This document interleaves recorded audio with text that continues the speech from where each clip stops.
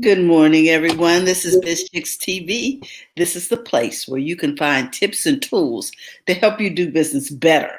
We're here to help you run a profitable business that's fun to run and to take the hassle out of your hustle.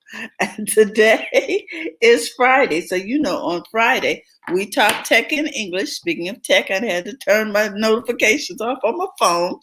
I'm here with my partner, Miss Francine Gregory, real estate entrepreneur and tech diva. I'm Terralina from California Cover Ups, and we are the Biz Chicks. We will be joined by TJ, Terry Johnson online everywhere from New York City, and hopefully Dr. Tachi all the way from Florida. So we are here coast to coast to help you run a profitable business. It's fun to run. How you doing today, Francine? I am doing very well. I want to say welcome to everybody watching live on the replay over on Clubhouse. We are on Clubhouse. So if you want your voice heard and not just, type it in the chat, join us over on Clubhouse. And we'd like to have you come in and join the conversation. Yes. It is March 5th. I know it's moving, isn't it? It's moving, and people are trying to get outside. The weather is just gorgeous here in California and other parts of the country. Although, well, it varies across the country. I don't want to get specific and start a news report. At any rate, it's that time of year when things are blooming. So we're happy about that. Do you have some history for us today? Yes, we're going to talk today about this day in history. This is interesting. March 1st, 1996, Steve Wozniak completes the basic design for the circuit board of a relatively easy-to-use personal computer. The next day, he shows it to the Homebrew Computer Club, which Steve Jobs attends. Mm-hmm. Steve realizes the potential and convinces Wozniak not to give away the schematics, but instead produce printed circuit boards to sell. The two Steves form a company, which they name Apple, and Wozniak's design becomes the basis of the Apple I computer. Wow. The rest, as they say, is history. Yes. Oh my gosh. Yeah, I was like, he's messing around, tooling around in there. And somebody came along and helped him see a bigger picture. And to identify his worth. Right. We don't always know our own worth. Because he was going to give that away. He's going to give it away, girl. He was going to give it away for free. Hey, Jerry, good morning. I was like, wow. And here's the thing. He's done so much good with his wealth. What will we have lost? Right. And this is, So the on a global level, you know what I mean? Right. Wow. All right. My next story is the first Cray 1 supercomputer is shipped to the Los Alamos National Laboratory in New Mexico. Mm-hmm. This supercomputer, which costs $19 million, will be used to design sophisticated weapons systems. Wow. The system is a cylindrical tower, 7 feet tall, 9 feet in diameter, and weighs about 5.5 tons. Let's sit that on your lap.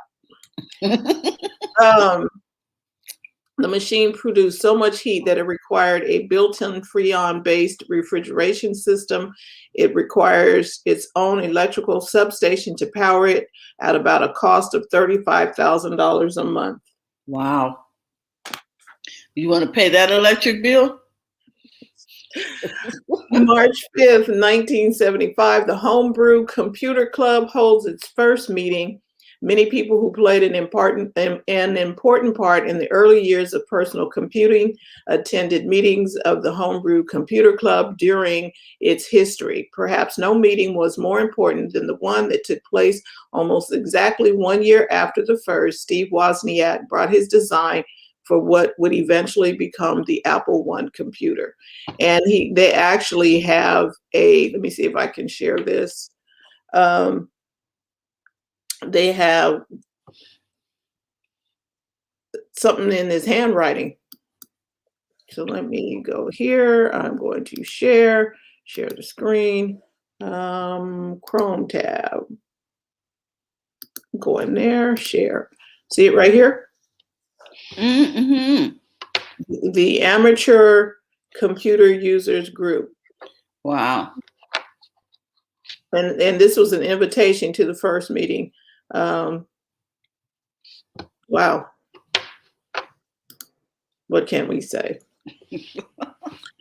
And my final story, March 5th, 1995, that's like 20 years later, the Yahoo search engine officially launches on the internet.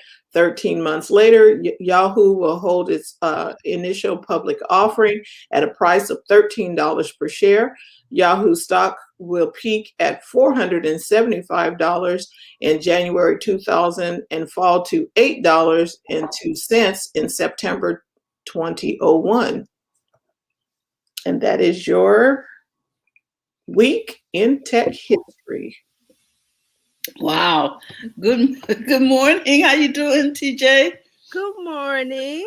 Good morning, everybody. Happy Friday. I am doing something special right now. I am opening a Twitter space. So I'm not in the clubhouse today.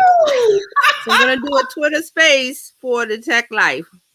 Woo! Wow. All right. So then we get to come. Do we get a space or wait?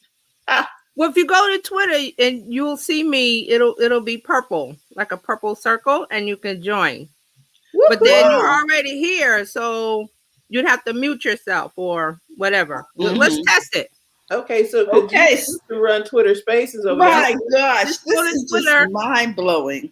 Just go to Twitter and you'll see me at the top. It will be a purple circle. Woohoo! Dr. Tachi, I'm bringing you in. Yes. Hello. In the house. Hi. Good morning. Good morning. Good morning. TJ is inviting us to Twitter Spaces. Oh, how wonderful. Yeah. I know. I want to see how this is going to work with two apps, but we'll see. Now, I just heard that they now have the Twitter Spaces for Android.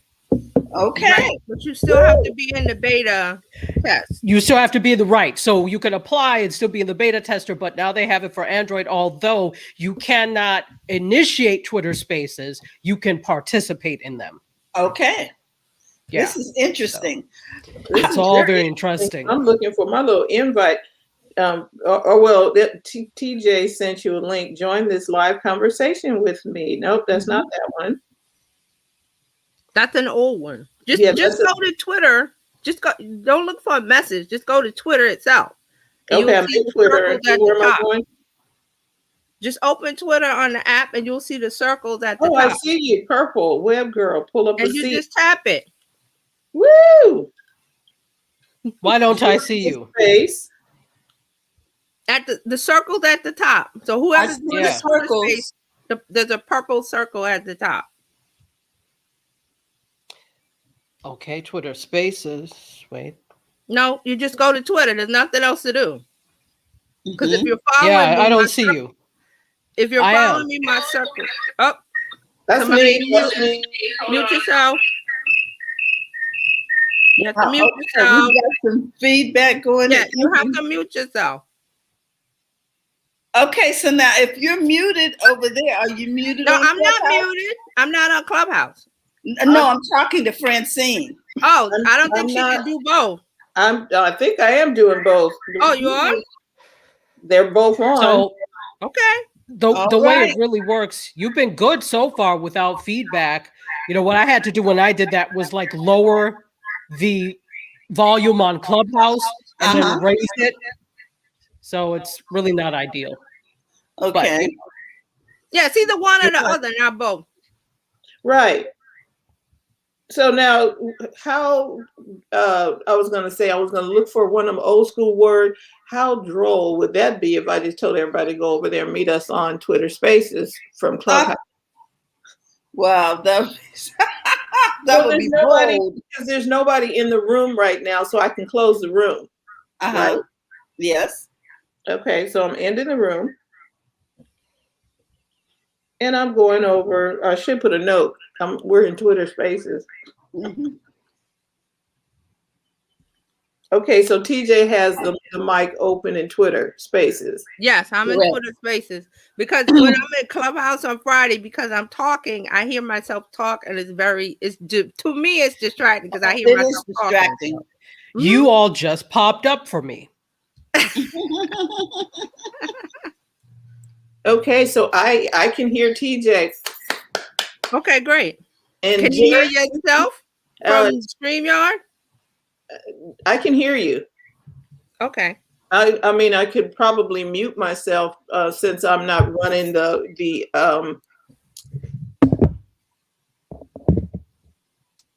Yeah.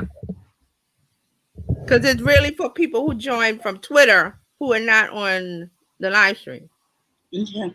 So they should be able to hear everybody talking in the live stream through my speaker. Okay. So Awesome. there's also closed caption text. You can turn it so you can see the words. Is view transcriptions is an option. So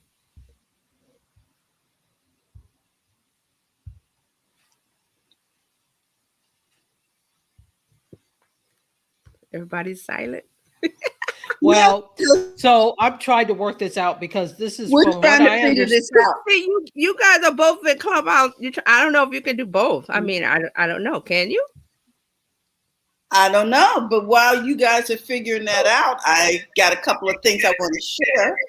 Hold on a Okay, minute, you have to Terry. mute. Okay, hold on a minute.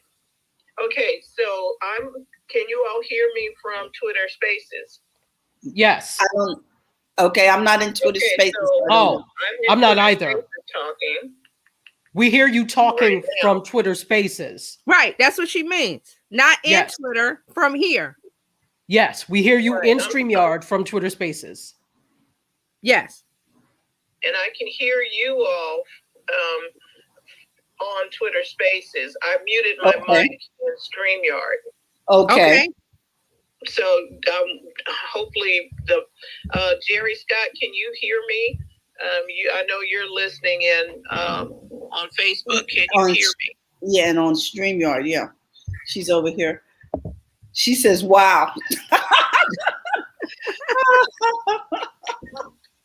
I like playing in the sandbox. That's what we do. Okay. I've joined you in the space, though my mic is off. Okay. Well, now you're all over there, and I'm the only one really in StreamYard, I guess, with nothing else going on. So Jerry says she can hear. Yeah, she says yes. Okay. All right. And so what I will do is I'm going to mute myself in Spaces. So evidently there's a delay. There always is between all these apps. Yeah. There's always a delay. Because we're just hearing her comment now. Okay. All right. Well, Twitter Spaces can hear my speaker. So decide where you want to talk. Okay. So there's technically no delay. Facebook is always the delay. Yeah. There's always a delay with Facebook. Mm-hmm. Right. Wow, this is amazing. So the thing about Twitter Spaces is that now that Fran is here and Dr. Taji is here, your followers will see that you're in a space at the top of their app. And you have a new listener over there, TJ. Yeah, I do. Yes. Let me turn off the transcription so I can see. Momo and it blanks out. It ... So I can't see who the rest I of don't it. know. Yeah, I don't. I can tap. Okay, so we're playing with a new space, everybody.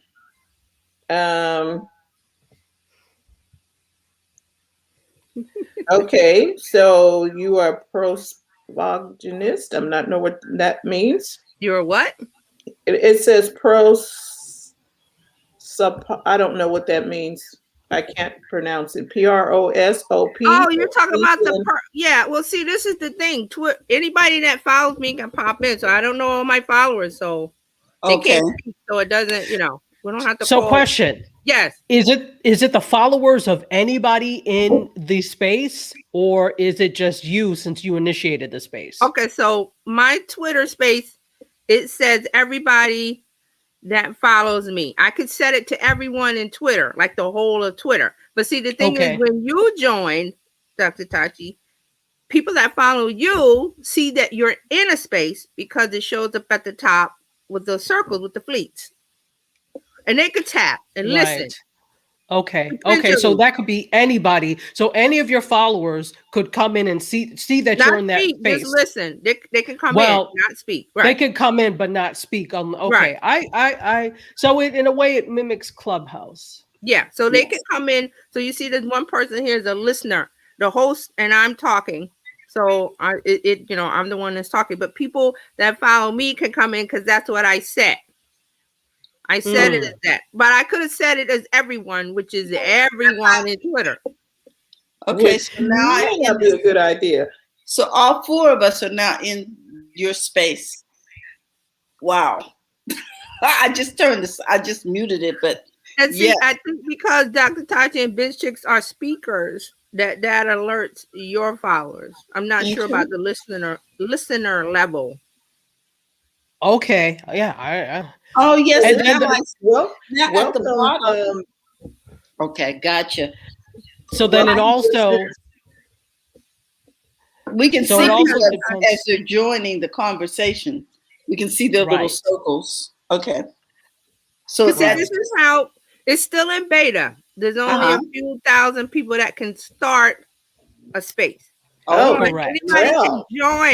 Anybody can join if you see the purple circles at the top of your app.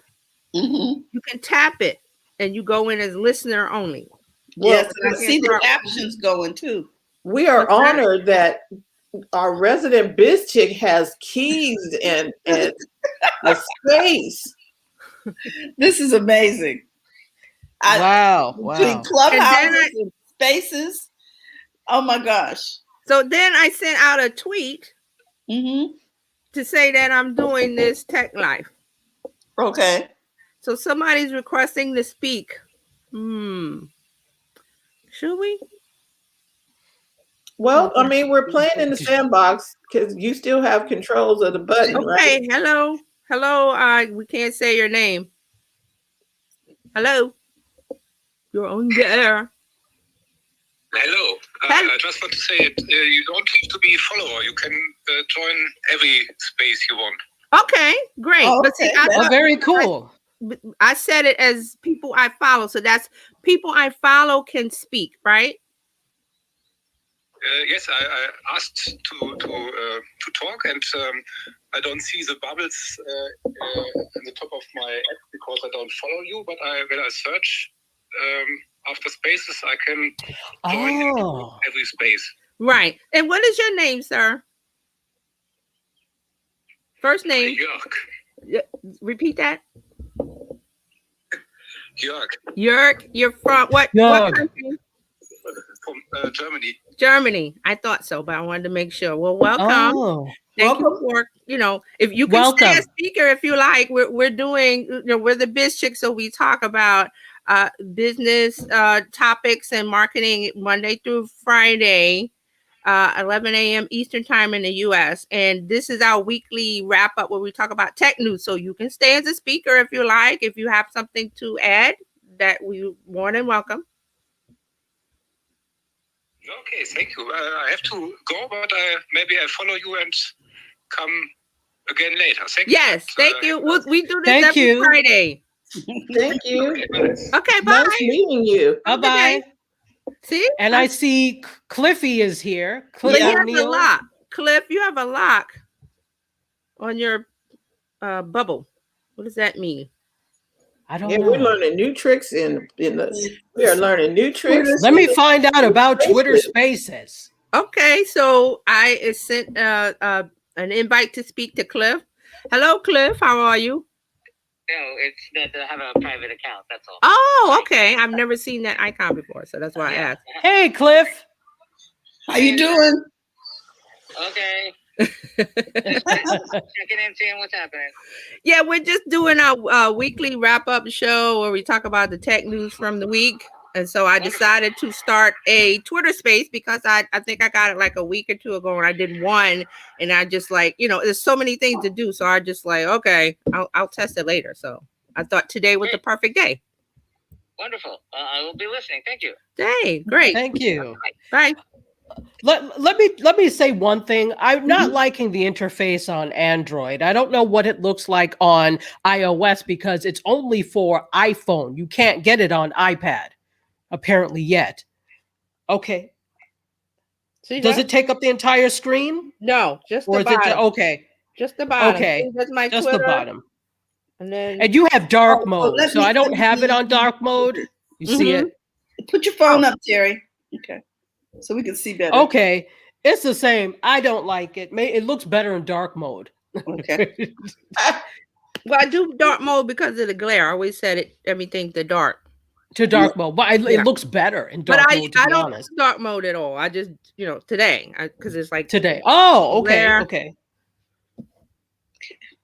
Okay. Wow. Well, let me say this while we're over here. We're supposed to be doing some tech stuff. So right. I want to mention a couple of things. One is that Square, the Square Cash App, Square, or for processing payments, they are going to buy a majority share in Tidal and put JC on the board. Yeah, $297 million deal. Yes.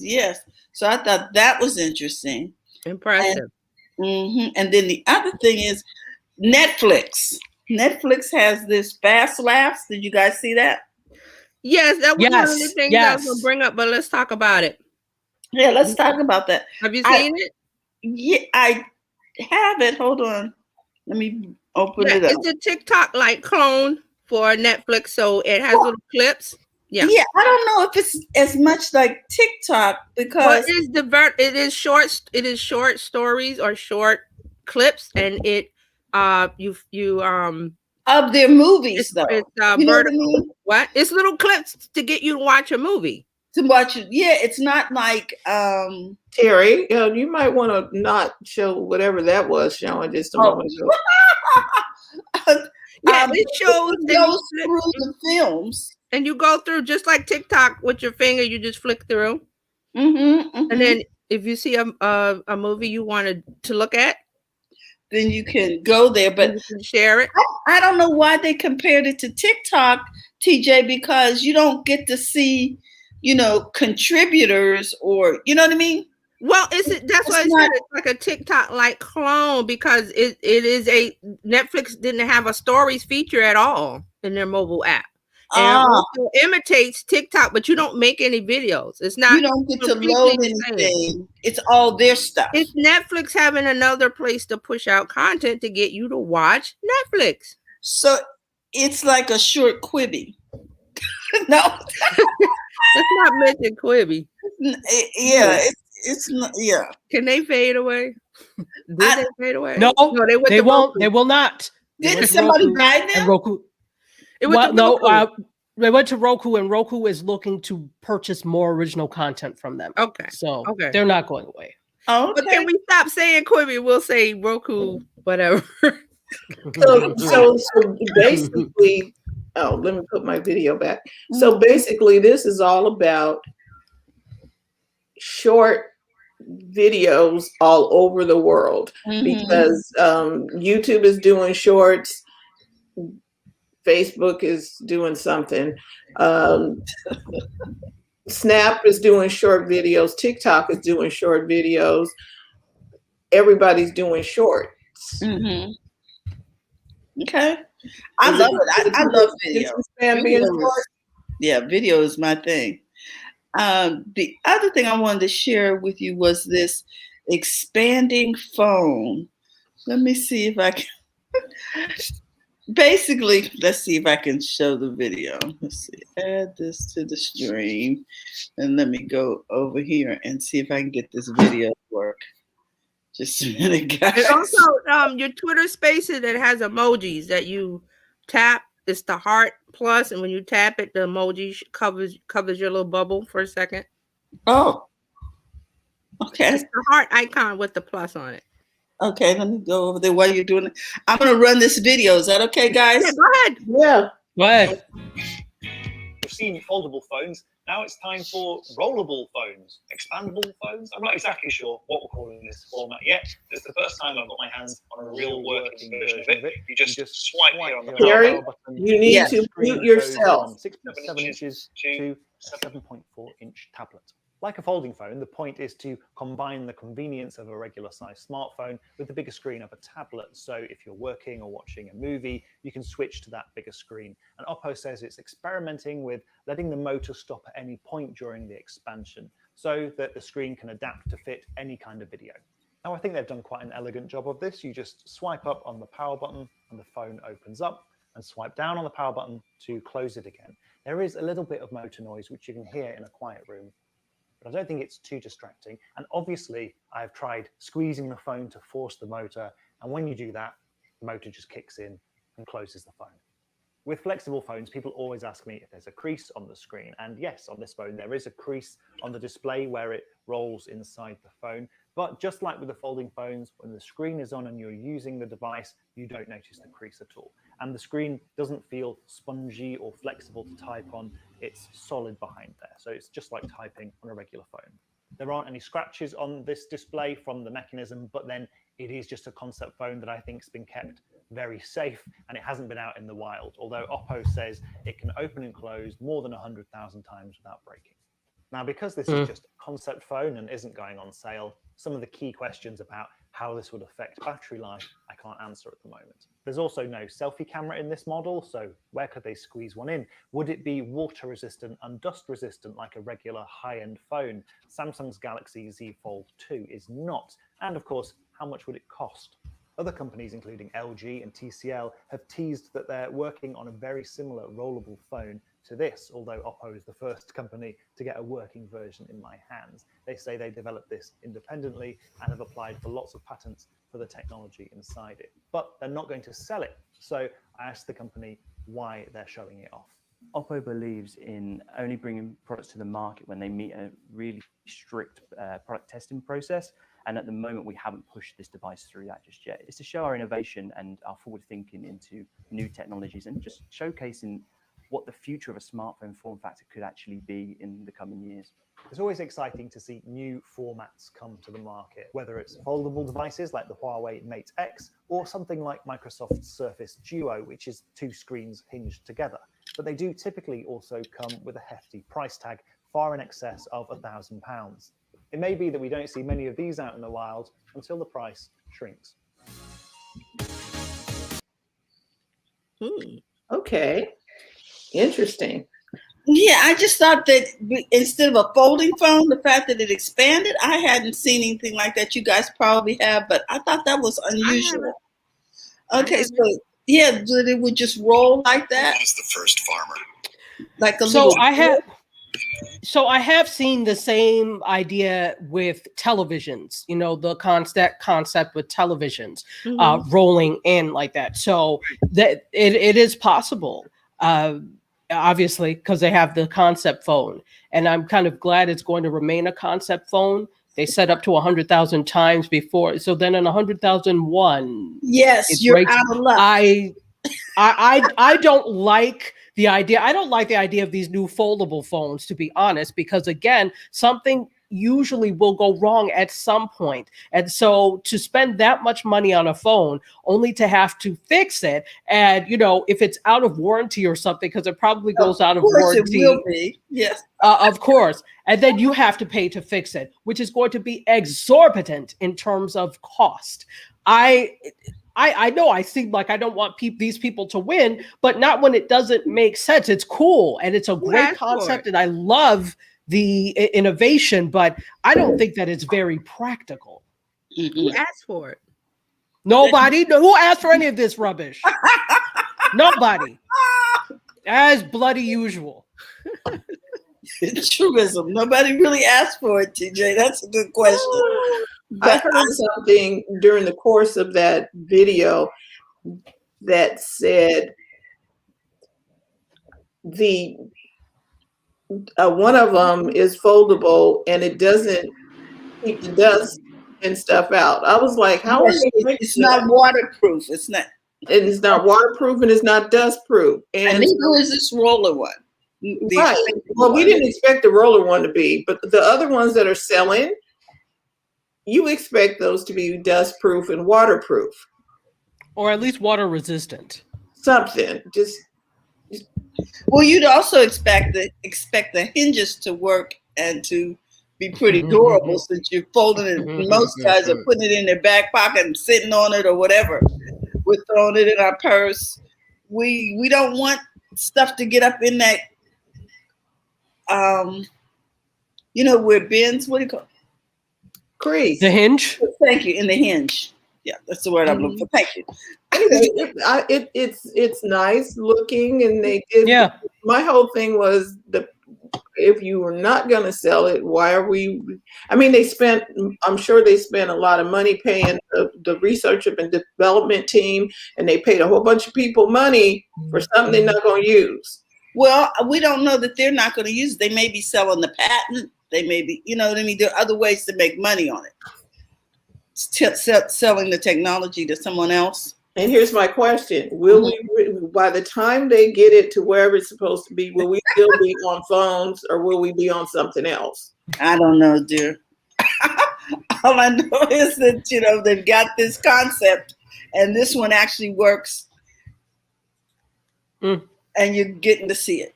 The Stimo phone. Okay. I just want to point, excuse me, if you look at your Twitter spaces, I pinned some tweets, so you can pin tweets to the spaces. I was seeing that come up. I was like, oh. So you can look at the tweets and it will keep the spaces open. Okay. Yeah, because I saw Dr. Tachi's tweet and I was like, oh, okay. What tweet? Your I tweet pinned one of your tweets. Ago. Look at your Twitter. At the spaces, you'll see it at the top. You see it? No. Yeah, it says. And look, Android has a completely different. Oh. Yeah. Well, that doesn't make sense. If I pin something, you should be able to see it. That's dumb, Twitter. Well, it says, Terry Johnson space, and I'm on here, and I can move this whole little window either up to the top or pull it down. Oh, okay. Oh, yeah, you can. So I can move it to wherever I want it to be. Yeah, we don't have that option. You don't see any tweets, Tachi? That's not cool. No, I suspect they're still working the tweaks of the bugs out of the Android app. They were just trying to beat Clubhouse with this. Right. That's all. Okay. So does it say so your little square, does it say your space and then leave and then there's nothing and then circles? It says Terry Johnson space and leave and then circles. At the bottom I have where I can put the mic on and off. Right. And the buttons. And the buttons, some other things. Yeah, the heart is reactions. Okay, right. So there and then share. That's it.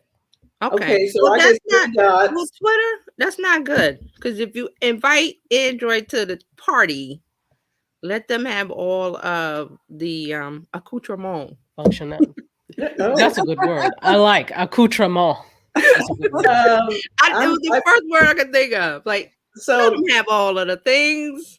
So there are 3 buttons on here. I push the 3 dots. You know what I mean? And I get switch to listening.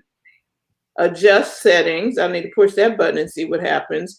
Share feed, view rules, and view transcriptions. Right, and transcriptions will show you the closed caption text as we talk. But that's not right. Well, they hadn't thought about that. Like Dr. Tachi said, they're trying to run to get it out there, and then we'll fly the plane and we'll fix it while we're flying. Well, they asked for your feedback. It says we'll be using your feedback to help us build the best experience. Yeah, we'll be using that feedback. Tweet or DM us at Twitter Spaces. Mm-hmm. And then they have rules, the Twitter rules. So these are their regular Twitter rules. Yeah. This is not specific to this. I am not liking it. If you're going to invite Android, give them all of the things. All of the things. Right.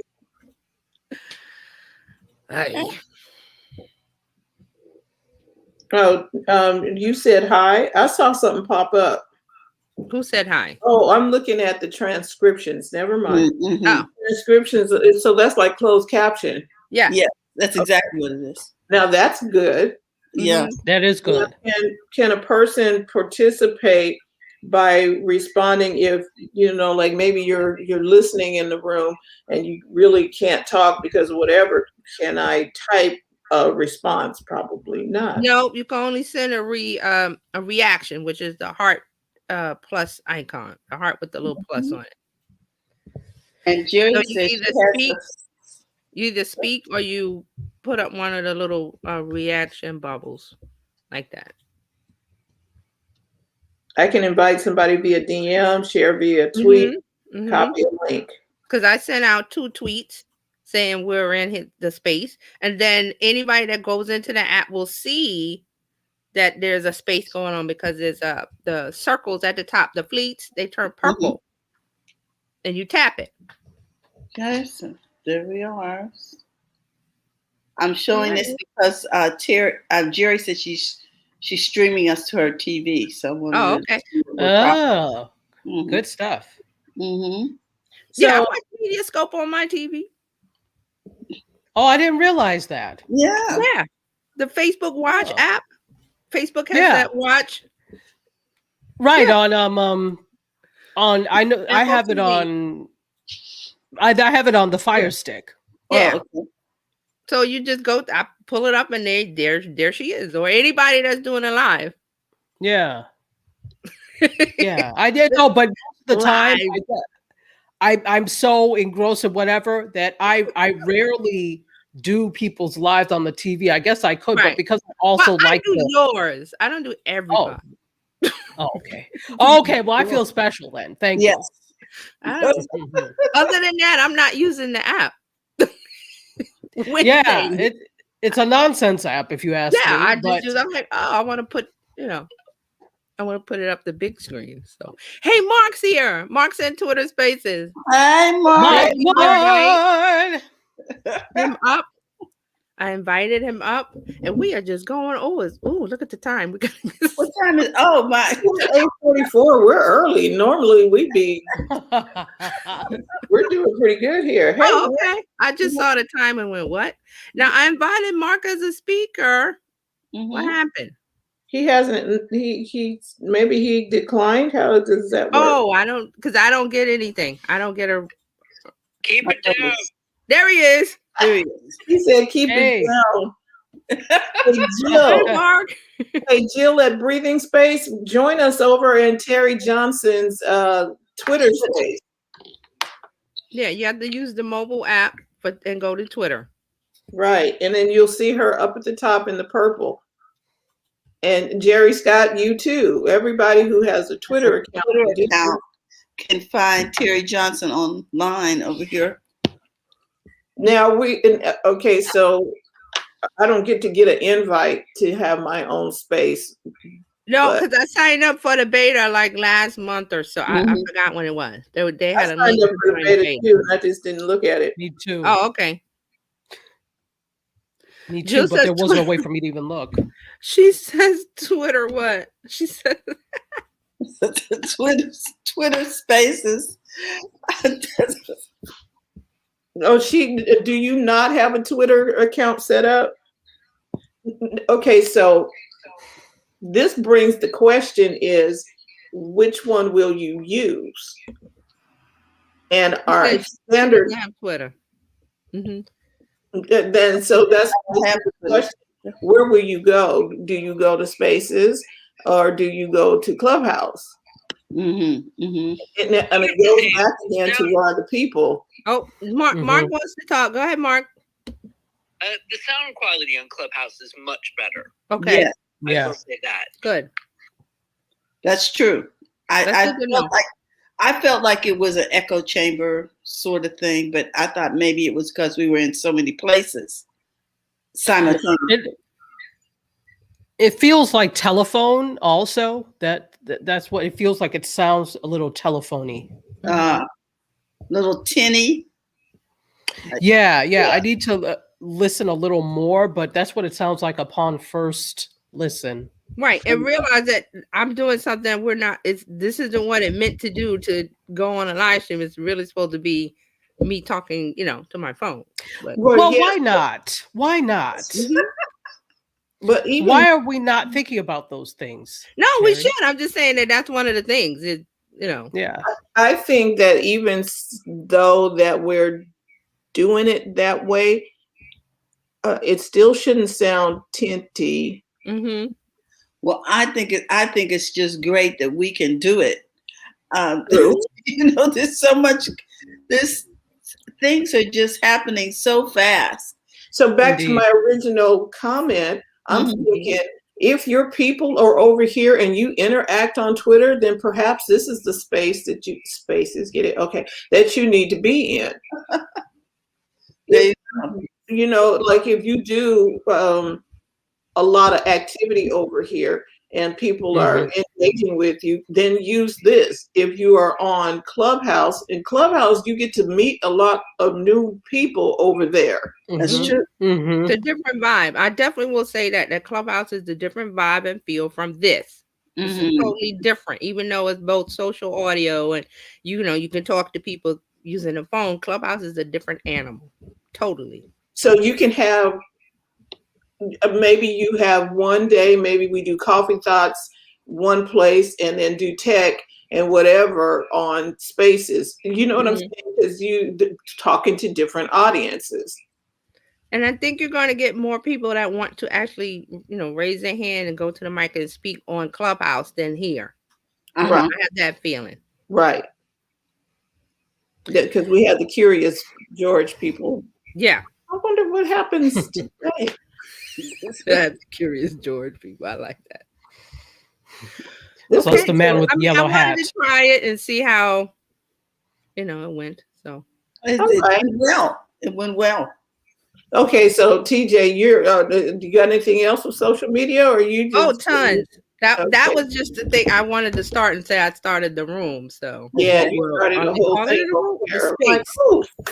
The space. I wanted to start the space. So. Okay. And we love that you started this space. I mean, we are so honored that we have somebody that we were on the inaugural run. Thank you. It's a biscuit. Hi. You go. Mark's in both places. He's got a comment here. Oh, okay. The biscuits after show? Yeah. Oh my goodness. He's in both places. Okay. All right. So what else do we got in the world of social media? Okay, so this week in social media news, we were talking about Twitter Spaces. They added Android, yay, about time, but it's not the same experience as on iOS and iPhone, which is a bummer. I'm not happy about that. But like Dr. Tachi said, they wanted to beat Clubhouse to the Android space, so they did it, and we shall see. So that's one of the deals. And remember, Clubhouse has 10 million iOS downloads, and so they're off to the races. And to me, it's a different feel. It is. Vibe. So I wouldn't say this replaces Clubhouse. It doesn't. No. But it's and they better figure out audience too. Yes. It's a different audience, definitely. But I think they also better figure out exactly what they want it to be. It cannot just be the Clubhouse. It needs to be something different and distinct in order for it to thrive. I love the way you put that. I love that too. And remember, Facebook is doing their Clubhouse clone to be announced whenever it arrives. So that'll be another fun discussion. Okay, so moving on. Twitter has some breaking news today. They are testing an undo send button, and I have a picture. of the button. Now, this is not announced by Twitter.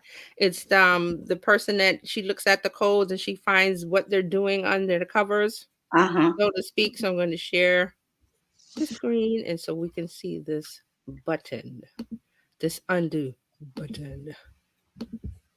All right. Everybody see that? Mhm. Back in. Mm-hmm. What you're seeing. So it's going to be an undo button, and then it has a little bar. It's going by real quick. It says undo, and that's a timer. That's your amount of time to click the button and undo or unsend. Okay. Right. This is Jenny Man Chong Wong. She's in Hong Kong, I believe. She's the reverse engineer. Okay. She finds these things first all the time. She's like, so generally what happens is there's code in there, right? So she's able to reverse engineer from the code what they're doing. Yes. So see what happens. Okay. Say Twitter, for example, they have their coders and app engineers working on things in the code, because that's how an app works. An app works like a web page. It's just on your phone. So she knows how to go in and look at all of that. And you don't want to do, trust me, you don't want to do this because it's a bunch of code.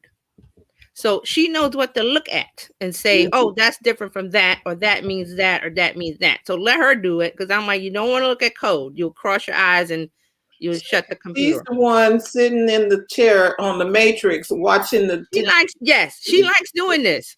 So let her. And Godspeed. Mark had a comment. Mark said, okay, now why would an undo send button precede the edit button that we have been wanting for years? They don't want to give you that. The whole thing is, it's basically the same as what you can do now, which is delete. Yes. You just delete. So right. So Mark has a valid point. The edit button is different, or the ability to edit is different than undoing, because if you want to undo or unsend, you could just also delete. I mean, I don't know, maybe you know how deep it is. When you have that certain amount of time, it's not sent at all, correct? So you can stop it before it even goes out. So nobody's any the wiser. Is that it? The feature in Gmail that gives you a few seconds to unset. This is what this is. Okay, but a few seconds is hard to do. It's like, oh snap! It is. Send that email, and then you got to try and go find. How do I undo? By that time, it's gone. See, I tweeted something the other day that had the word was misspelled, so I didn't delete it. I just added another tweet saying I meant to say blah, whatever the word was, and I just kept going. It's not that deep for me. I'm like, okay, yeah, it's a typo, boo. But they want an edit button, because the tweet will stay, if it's an edit button, the tweet will stay live and you can edit it like a document. This is like an understand, which is Gmail based. When you send an email, there's a few seconds where you can pull it back. That's what yeah, and that means a few seconds, because I'm trying to wait, where's the button? And so this is a test. It's not announced by Twitter. We don't know if we're going to get it. She just uncovered it. She's the detective. She's the code detective. I like that. She likes doing that stuff. And it's not just Twitter. She does a lot of other apps. She's done some stuff with Clubhouse. I've followed in Clubhouse, and she's done stuff in there. And so she knows how to do that. And hey, have fun. And Mark said, it's deep for me. I refuse to tarnish my stellar reputation with errors.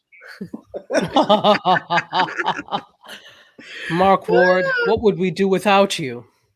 Well, see, this is the thing. Twitter might add that to the arsenal of things you pay for. Think about that. You want that edit button? Well, you're going to have to go in the Twitter paid, where they have the super followers or whatever they call it, and all the other stuff that they're putting in for the paid features. So that might be a paid feature. And speaking this is why they pay you the big bucks. Right. And speaking this is a side note. Speaking of paid features, MailChimp has done that. They have restructured their offering. Yeah. So like when you still get the free account, but you get one user, and then it's very limited. So I went in there yesterday because I needed to do something. And I'm like, okay, now I can add another person. But if I want that person to have just access to certain things, I had to upgrade. I was like, I don't want to make the person admin. I just want them to be able to look at reports. Mhm. Free ain't free no more, huh? I love that. Free ain't Free free no has more. never ain't been free. free. Free ain't Free free. has probably Free has left the arguably building. never been free. Right. They, you know, True.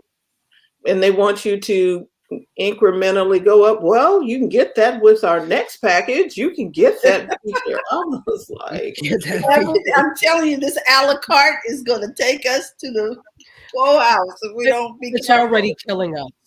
It is already killing us. But how can I'm not hating on these companies who have figured out this. Right. I'm not. It's just up to us as consumers to decide what we're going What to we pay want. for. You all already know I'm cheap. I'm not paying for extra media services that I don't need. So I'm not the Right. target for all this upsell stuff. Somebody else may be. right. And see, the thing is, as you know, as a business owner, you want to try these tools for free, and they're letting you do that. And then they say, okay, after 14 days, pay if you want it or don't. Okay, yeah, that Exactly. is the trial version of that. I was like, They have different things. So now MailChimp is saying, okay, we're going to keep it forever free, but we're going to reduce the features that you have access to. And if you need those as a business owner, you pay the monthly fee or whatever. So those are one of the things. Yeah, and I'm not mad at them. I mean, they've no, invested in I totally, and I would, you know, if and they do have it where you can pay per use, where like if you want to do a certain amount of frequency of use. No, by a certain amount of email sending, you can buy it like that. And like, okay, maybe you're an infrequent user, and you only want to send so many every other quarter or something. You can buy it. There's some SMS text services like that. So instead of pay paying as you the big go. fee, you buy a block of, you know, you get 100 text messages or something for a price, and then after you use that, you refill like a prepaid, refill the card kind of thing. Yes, prepaid. Yes, there we go. Yeah, there you go. Okay, so we're gonna move on to Instagram. You might know by now, Instagram has announced live rooms. We talked about this a few weeks ago, where they were going to add 3 people to your live, so it would be like a Foursquare blab type of thing. Now you can invite people, and they're calling it live rooms. I just got this picture of Frankenstein where we had the head and then the bolts, and then we done put an arm on, and we done added something else on. They're not quite fitting. And if you're curious, and eventually the arm falls off.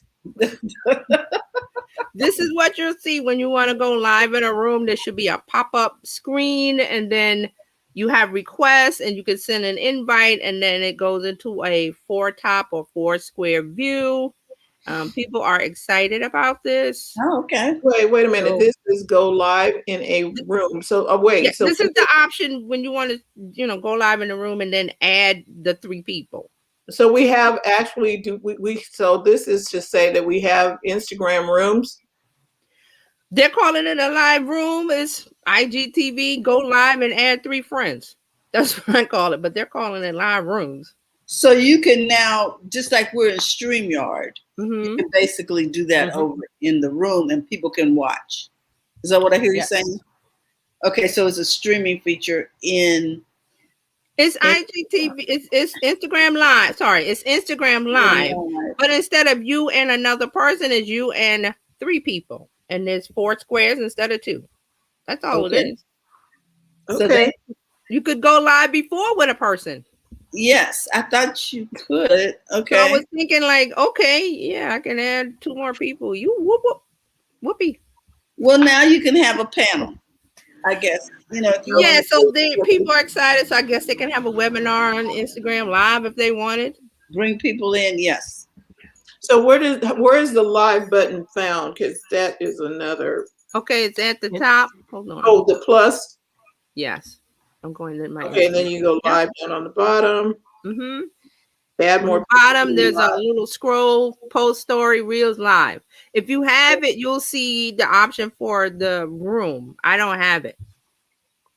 So I didn't see it, but I didn't check. It says add more people to your live. You should. Yeah, I didn't check today. I checked yesterday. I didn't check today. Oh, okay. I thought you should have it. But I'm not really excited about it. So I was like, yeah, okay. You know, I have to join you. Your live video. Okay. Yes. It's not like you couldn't do an IG live before. You could do it. It was just you and another person. Now it's you and three Right. people. Whoop. We just didn't want to do it before. You know, I think they're creating a need to do things that you may not necessarily want to do. Right. I think they're also trying to keep up with all these other platforms, because here's the issue. A lot of our gripe with Instagram, for those of us who do live streaming and do this, is that they have a closed API. So you can't use something like a StreamYard, an Ecamm, a Wirecast, etc., Restream.io to get on and to, bring in more people. So you still can't do things like lower thirds and fancy stuff. However, you can now bring on more than one person. So I think it feels like that is their answer to this, because they still want you to go live natively. They still have a closed API. They still want you to go live from your phone or device. So they're like, okay, well, let's add some more people. Will that satiate you? No, not if you really do this as a show.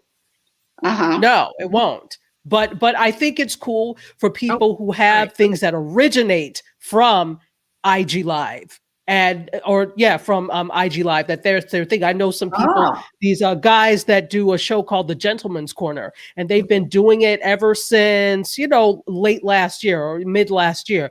And so what they do is there are 4 people on the panel, but they'll have the one main panelist there, and he'll just bring on people and they segment the time. So it works really well, and that's how they've done it. So I watched this Wednesday to see if they were going to use the new format. They didn't. They did not. They kept with their old format. So it's going to be interesting to see how many people actually really adopt this beyond just having conversations. Yeah, Jill says a 4-person Instagram live could be good for client testimonials.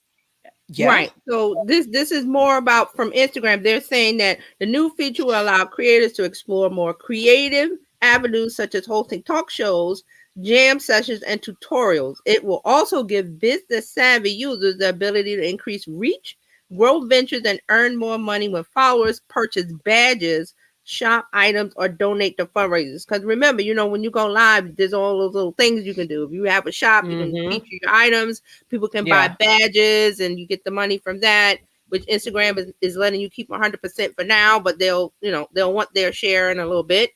So there you have it. Oh, okay. It's just the big box approach. Keep everybody in the warehouse shopping. Just keep adding inventory. It's right. California hotel. Yeah.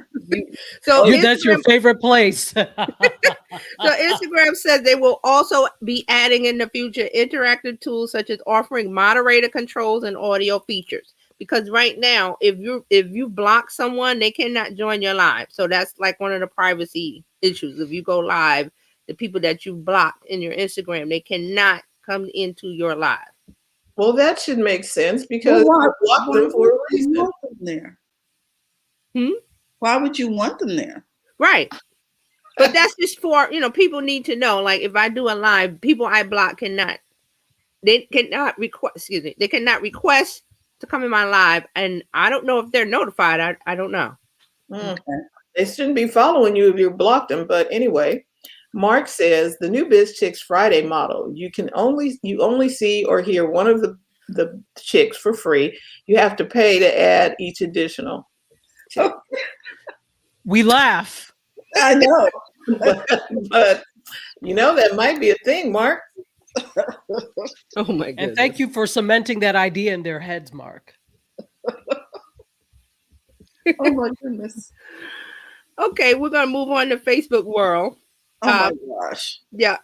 Oh my gosh. Another wing of the California hotel. Okay, so WhatsApp has decided to add one-to-one voice and video calls to the desktop.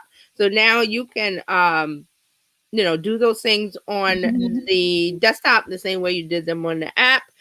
Voice and video calls from WhatsApp desktop will be end-to-end encrypted. And they announced it. So if you want to use WhatsApp on your desktop and you want to have those features from the mobile app, there they are. They have them. Now, I don't want to make anybody paranoid, but all of this stuff about encrypted, I don't know after what happened at the Capitol, if you really encrypted. So I would.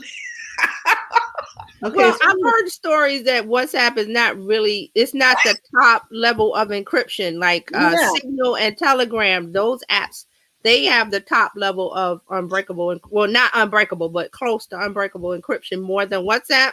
So that's why I'm not a WhatsApp user. Once I read that story a year or two ago about someone in Israel, they could break into your phone without you even opening WhatsApp. It's just installed on your phone. So it's like, nope, I don't need it. Wow. Yeah. Now, see, that's problematic. But it's problematic, and this is why a lot of people are switching to Signal, particularly because I still have WhatsApp because I have family that lives abroad, and that's how a lot of people abroad keep in touch with WhatsApp, because calling is exorbitant. But because of the recent issues like that, well, not so recent, but the issues like that, that's why a lot of people are looking to Telegram and Signal now in terms of it. So interesting. It's offering opportunities for other people. Right. WhatsApp has end-to-end encryption, but there's different levels of encryption because it's based on security keys. So, and I don't want to get into all of that cybersecurity stuff, but I'm just saying that WhatsApp is not the top level of its end-to-end encryption that you want. That would be Signal and Telegram, like Dr. Tati says. And also, maybe try to gently get your friends and family to say, hey, I'm on Signal. I did that with one of my friends. I said, I'm on Telegram, and she downloaded, and we talk, and everything using Telegram. So it works the same. It's just, an app. You open it up. You want to call somebody, call them. If you want to video call them, if you want to chat with them, it works the same. But people for some reason, they just love the WhatsApp, and that's the only thing they're going to use. But it's kind of like the Zoom factor. It was the first thing that came out, and it's the Kleenex of the, it's the thing that people use. I break out in hives when you talk about Zoom. I had to do a Zoom project this week for a client. It was just, I did not like it. I kept thinking StreamYard. I was like, no, I can't do that, because this was like a really older person. So it was like, they were already set in there. Like, Zoom. I was like, okay, whatever you Wait, guys. I'm sorry. Not to interrupt you, but what were they trying to do with Zoom without getting into were they trying to broadcast? Well, it's not, it worked for what they wanted to do. It's just that personally, I let my personal feelings get into it. Just like I feel about GoDaddy. I hate GoDaddy. And I'm not a Zoom. Because we use Zoom. What was that? We used Zoom for biz checks like 3-5 years ago. I don't even know. We used Zoom so that we could with eCam. Right, because together. And that's why I used to use Zoom with Curtis when we were using Wirecast exclusively. Right. We had to use Zoom to connect, but the quality was not the greatest, right? Right.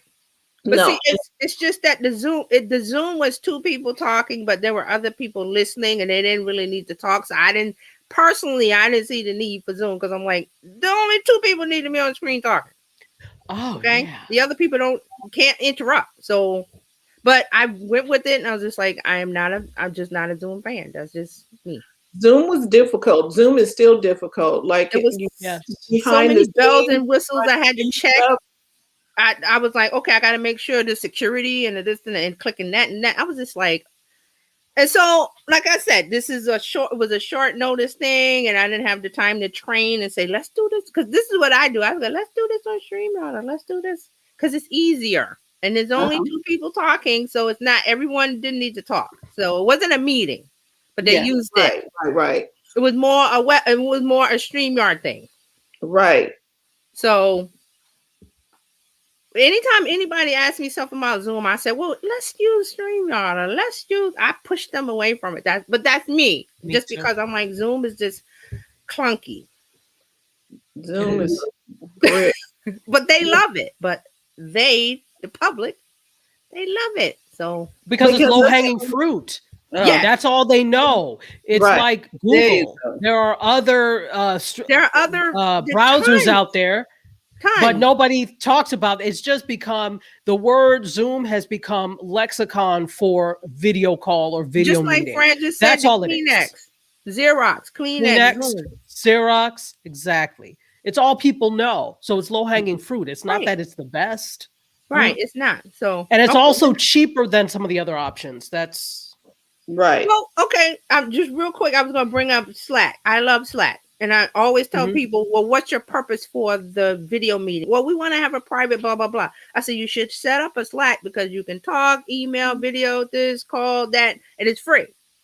So when I have time, I push people to that. But I didn't have time in this case because it was a time-sensitive thing. But I don't have time to do triage today. Right, because I would say use XYZ instead of Zoom. So I didn't have time. And then there's a level of, okay, I would have to gently explain this over and over. And I was like, I don't have the time. So I just went with it. But I was just saying Zoom is just like WhatsApp. Is people just go WhatsApp. Then I'm like, no, there's Signal and Telegram and others.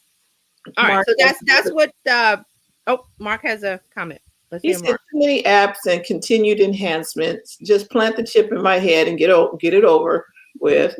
It will provide me with another valid excuse for not going out. I am being updated. I saw a program on Amazon Video, and it was original, and it was called Upload. Mm-hmm. Seriously, these people, the guy died or something, they uploaded him and people could still talk to him and some other stuff. I was like, whoa. But it was the whole chip thing.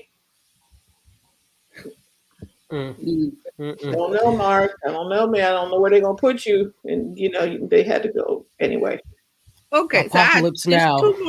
I had two more things. One more Facebook thing, and then we're going to go to TikTok, and then I'm done. So Facebook has announced a new app called Bars. I know Tachi's heard this already, right? About Bars. It's for aspiring rappers. And it's a new app from their new product experimental team built to help aspiring rappers create and share their work. So they're saying because rappers have a hard time with equipment, there's equipment they need and this and that. So Facebook has built this new experimental app called Bars, BARS. And it's going to be one of those things where they make an app and it goes away. I have a feeling, but who knows? Unless this is Facebook's MO, right? That's what they do, and they don't care unless they are able to attach some celebrity rappers to this as either mentors or something. Mm-hmm. Well, I'm sorry. And there's this lizard that I'm dying to kill outside. Anyway, I love that they said it's from Facebook's new product experimental team. That means it's an experiment. Don't expect it to stay around and don't get too attached to it. It may or may not stay. Mark. Okay, well, Mark says. Mark says finally a vehicle designed for my promising old white man rapper career. All right, so I can't wait to hear your first bars. All right, because I gotta let Dr. Taji get in with the meat. We gotta have enough time. So one last thing. So TikTok remember we talked about TikTok was going to experiment with a Q&A feature where they rolled it out. So it's a TikTok Q&A, a new feature for creators to engage with the viewers' questions. So I have a little screenshot. Let's take a look and see what this looks like real quick. Okay. So can we see? Let me make it a little bigger. Bigger. All right. Let's try to zoom. Zoom. There you go. Is that a little better? That's as big as I can get it. You want me to put it on solo? I can see it. You can see it? Okay, so this is their Q&A where you can, here's the deal. It allows creators to directly respond to the audience's questions using text or video. So it is now available globally. Before it was in a test. So you can, creators can creators will be able to designate their comments as Q&A questions, respond to questions with either text comments or video replies, and add a Q&A profile link to their bios. And it also works with live video. So if they do a TikTok live, it works the same thing. This is how it works. Viewers will designate. I guess there'll be an option for them to say this is a Q&A question versus a regular comment. So the owner of the profile or the TikTok video profile will know that this is a Q&A comment and not a regular comment. So there'll be a Q&A icon for them to tap and use that and mark it as a Q&A or asked by this TikTok user. And I saw it in action yesterday.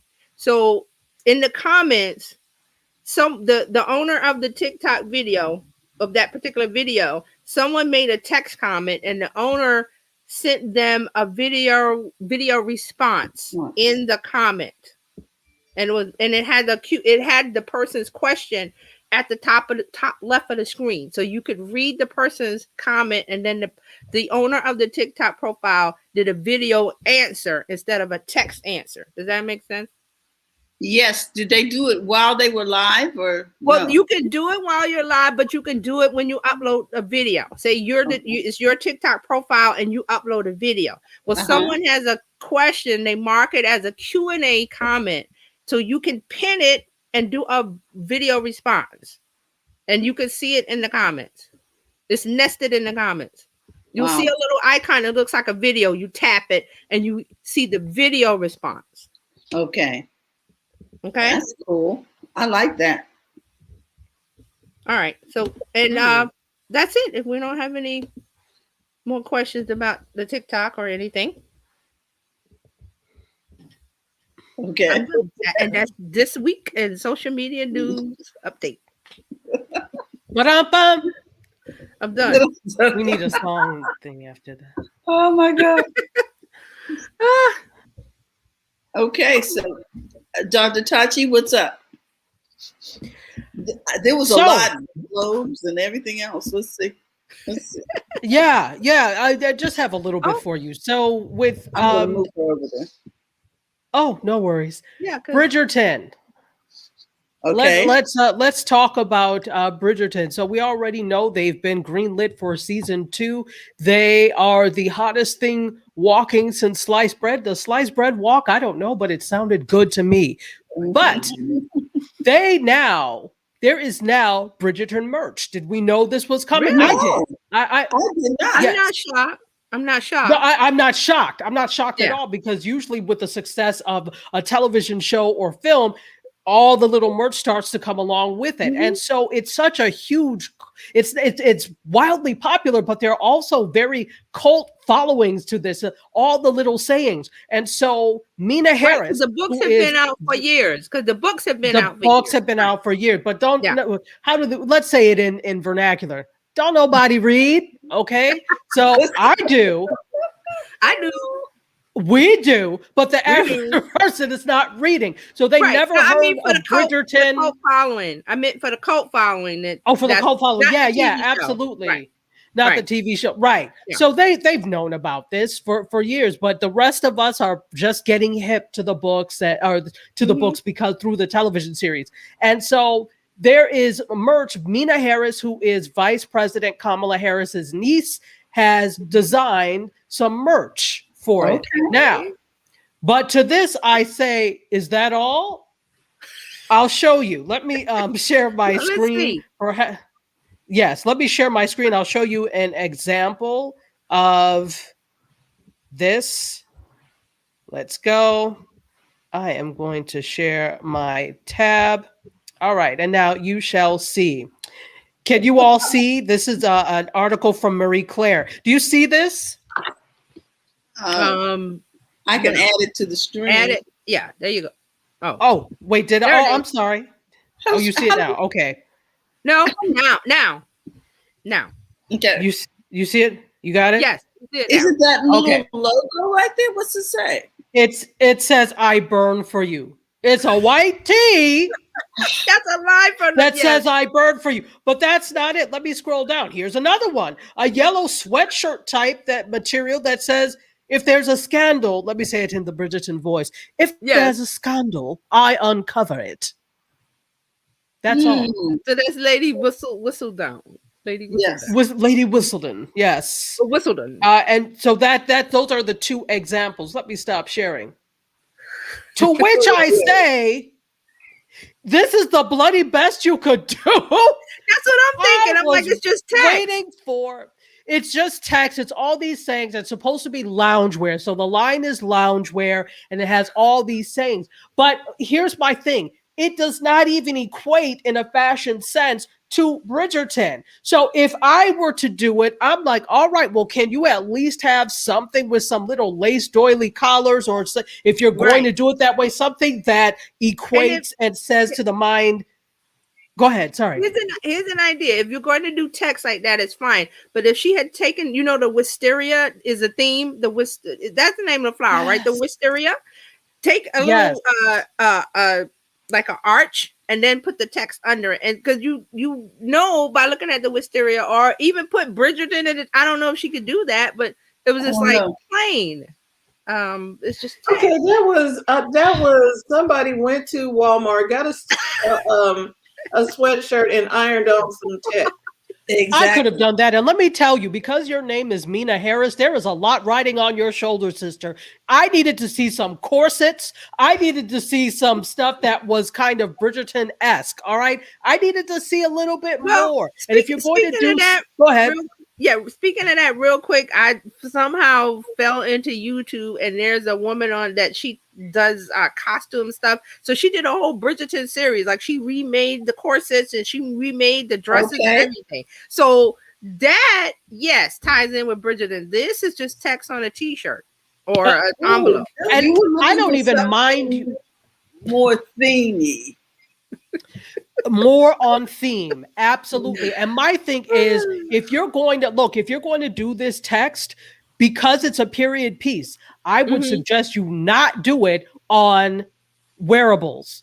Right. Do mugs, do other types of merch, do pens. Right. Look, you could make these really cute quill pens from the era and put the sayings on those. You're welcome, Mina Harris. You're welcome.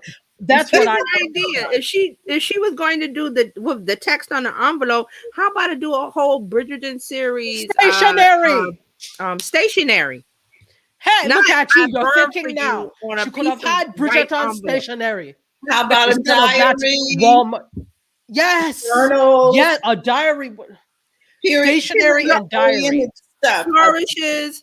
Script writing, script really cute things, and little, somebody is really went to town. Do this. Somebody is going to. Wait a minute, that's a good idea. Let me spend some time on that today. I might do that myself. Exactly.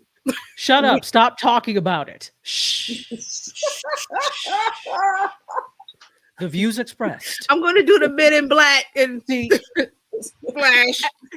Yeah, and see, but this is our problem. We have all these good ideas, and we talk like often our ideas, as lay people, are way better than the people who have access. Like, okay, I remember I was floored by the fact that nobody at Disney thought to make the child swag or the child plush toys a Baby Yoda, basically. Right. The Mandalorian.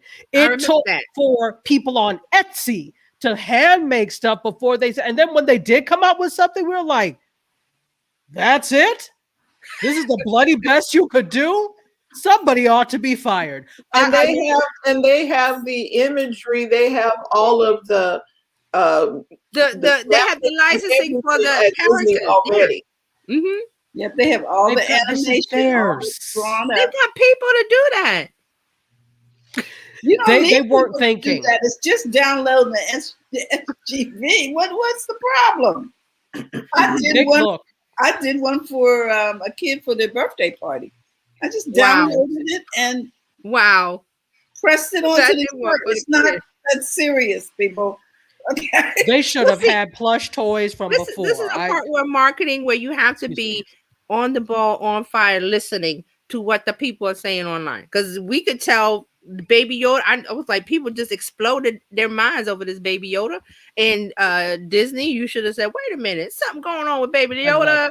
Let's stop production on whatever that is, and let's get some Baby Yoda stuff out here. Some Baby Yoda merch. Mandalorian was, and it was Christmas, right? Are you not watching the stove? Was it? And it was Christmas, right? You see the pot boiling over there. The pot has boiled dry. Well, my question, was there ever a Baby Yoda face mask? Did anybody? Come on. Because kids are going back to school. I mean, Terry, stop talking. Start soon. Be quiet. That's another. I was like, what did Mr. Miyagi says? Don't try, do. Yeah. Everybody be quiet about their ideas from this point, because you have some awesome ideas, but nobody, and I need to see all of these come to fruition. Capiche? Yes, I'm on it. All right. I'm making mental I want to see it. And I support you 100%. I will buy my share. I should have been did this, but hey, you should have been done this. Thank you, Mina. Exactly. Thank you for your lackluster line in inspiring all of this greatness. Thank you. And no disrespect to her, but I think that I don't know that she's a designer, but I think that you need to be in your lane when it comes to these things. Even with, it took me a long time to come up with since I have it on, the Be More. It took me a very long time. I didn't want just any merch, and I'm very specific about feel and the way things look. And so I could have been, and the font, very specific, and I went through a lot of things. So I'm not saying she didn't go through that process or somebody didn't go through that process, but it wasn't vetted out enough, because this is what you have. It's yellow box cake as opposed to going to the bakery and getting a fancy one. I hate no disrespect to yellow box cake. I hate box cake. I will disrespect them. Side note, did you know that the yellow box cakes, or the cakes in a box, have an expiration date? Meaning that I did. You get sick if you go past the expiration date, even though it's just some flour and sugar and crap in a box. You can get sick. I don't want to start, because I'll start ranting about the you got flour and sugar, butter and egg and oil and this and that already. So there's your cake mix, and it will taste better. Yes, exactly. But it's dangerous. Cake mix in a box is dangerous, because grandma had it in there. Oh, I think I'll make a cake. You done had a thing in there for 20 years. I didn't go up on box mix. Nope. No, scratch we cake. grew up on scratch cake, Scratch cakes. Even though my mom lived in England for a very long time. See? Scratch cakes are better, man. They really are. Off of scratch cakes onto Paramount. Okay. Oh, yeah. So let's talk. Yesterday was the actual launch date of Paramount Plus. Now, CBS All Access has rebranded, and they are now Paramount Plus. They're on most distribution platforms, including Roku and Amazon Fire Stick. I'm sure it's on Apple. I'm not 100% sure, but they launched. Is it? Okay, good. Because I don't have. I couldn't get to Perry Mason or something, because I needed to re-sign in again under the new. Okay, under the new thing. Yeah, so it's the rebranded version of CBS All Access. And this new service is basically an expanded and version of everything that they have. So they feature programming from all of the company's brands, including, because remember, CBS, it's Viacom CBS. So that also includes Viacom properties like BET, Comedy Central, MTV, Nickelodeon, Paramount Pictures, and the Smithsonian Channel, for those of you who are learned. So it is also available online at ParamountPlus.com on mobile devices through the Paramount Plus app for iOS and Android. You heard that, Clubhouse? iOS and Android. And Twitter on Android TV, Twitter too. Exactly. You too, Twitter, because you're janky. So it's across. Also, Facebook Portal has it. The wretched you remember Facebook Portal? I think we forgot it before they even spoke it, but it's still around and it's available for Facebook Portal, PlayStation 4, all Roku players, etc. So it's available across a wide variety. So you can check it out. It was available starting yesterday. So here's the interesting thing. I read an article on Recode. what is the problem with Paramount Plus, and for that matter, every other streamer, is that everybody already has Netflix. And this was interesting that they talked about this. So Paramount Plus is just the latest in the streaming wars yesterday, right? And they're not going to be the last. There are going to be more, believe me, before the year is out. Everybody thinks that they know how to make sweet potato pie, but many of them are making pumpkin. Just remember that. So they are the latest to come in, and it looks like they have a promising mix, as I said. But the thing is, the timing of the launch is the big thing. After every other major media company has rolled out their streaming services, so timing is also going to determine whether or not this catches on or takes off. They're entering into a very crowded space, and again, Netflix, right? Netflix is the legacy company in this whole game, and everybody already has Netflix. So, and Netflix is not trying to let go of that anytime soon. As you see, they have invested buku dollars, donkey's amount of dollars into original programming and acquiring new things so that they don't want you to leave the app. So it's not just for Paramount Plus. This is a problem with a lot of them, even for the almighty Disney Plus. That's even an issue for them. So even though there have been forecastings that by 2025 that they could overtake Netflix, if Netflix continues on the trajectory they are in terms of producing and doing things with their recent successes, think Queen's Gambit, think Malcolm and Marie, think what was the other thing that we reviewed? And I can't remember now, but just think of Bridgerton. Okay. Think of all these different successes that they've been having, especially in the quote television world. And I think they're poised to be in there for the long haul as long as they don't let up. So there's a chart that they talked about in Recode that said 75% of people who newly got Netflix in the first half of 2020 are still paying for the service. That's a higher survival rate than their streaming competitors. There's a lot of what we call churn with streamers. Do the free trial. Yep. Like me, we cancel after the 7 days or the 90 days or whatever they give us because I'm not paying for it. Right. But and then Paramount has they have a 30-day trial. The Paramount Plus, they gave out a 30-day free trial. Oh, I'm going to sign up for that too.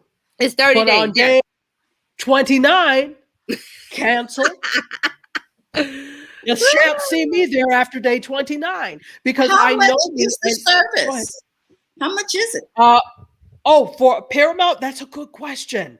I need to 2 levels, right? Yeah, they have 2 levels, and I forgot to look at the price. So before we go, I'll let you know. $5.99. I think one is $5.99. Okay, you got it. And the other one is $9.99. Yes, which is the whole commercial. Everything.